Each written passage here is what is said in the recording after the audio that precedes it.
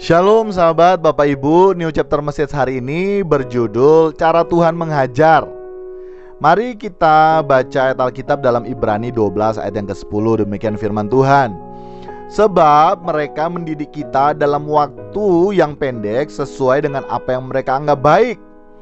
Tetapi Dia mengajar kita untuk kebaikan kita, supaya kita beroleh bagian dalam kekudusannya.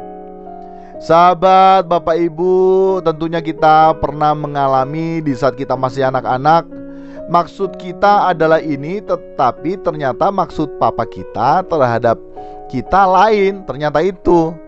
Nah, ini contohnya di saat kita main lari kejar-kejaran, kemudian papa kita sampaikan kepada kita, "Nak, stop lari-larinya, nanti jatuh."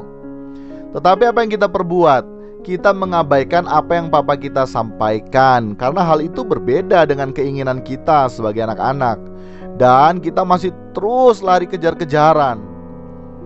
Nah, karena kejar-kejaran tersebut itu menyukakan hati kita saat itu, akhirnya tiba-tiba kita jatuh dan terluka, dan saat itu kita baru berhenti lari kejar-kejaran karena sudah jatuh.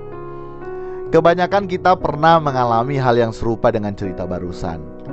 Dan seperti halnya cerita tersebut, itu sama halnya hubungan kita dengan Tuhan juga, yang bisa simple digambarkan melalui cerita tadi.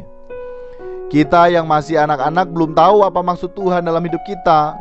Kita masih berharap dari satu mujizat kepada mujizat lainnya, dari satu kelepasan kepada kelepasan lainnya. Tetapi hidup kita masih hidup menurut keinginan kita. Hidup kita masih amburadul, hidup kita tidak mau berubah.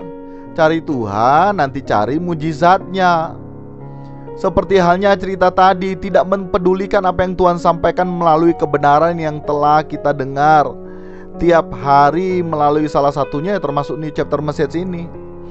Tuhan sudah sampaikan berubah, Tuhan sampaikan bertobat, Tuhan sampaikan untuk hidup suci, hidup kudus, hidup saleh, hidup sempurna, hidup tidak bercacat dan tidak bercela. Hidup keberagaman kita harus lebih dari alih-alih Taurat. Tetapi apa? Semua diabaikan. Dalam kehendak bebas, dalam kesadaran memilih mengabaikan semuanya. Nah, jangan sampai sahabat Bapak Ibu seperti halnya anak tadi yang nanti jatuh baru berhenti, nanti jatuh baru mulai merespon apa yang dikatakan orang tuanya. Jangan sampai ya sahabat Bapak Ibu.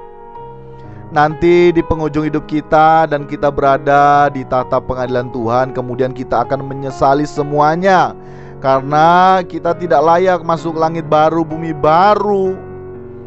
Pasti setiap kebenaran yang kita dengar akan sangat sulit kita terima, apalagi lakukan. Dan hal ini tidak bisa kita pungkiri. Kenapa?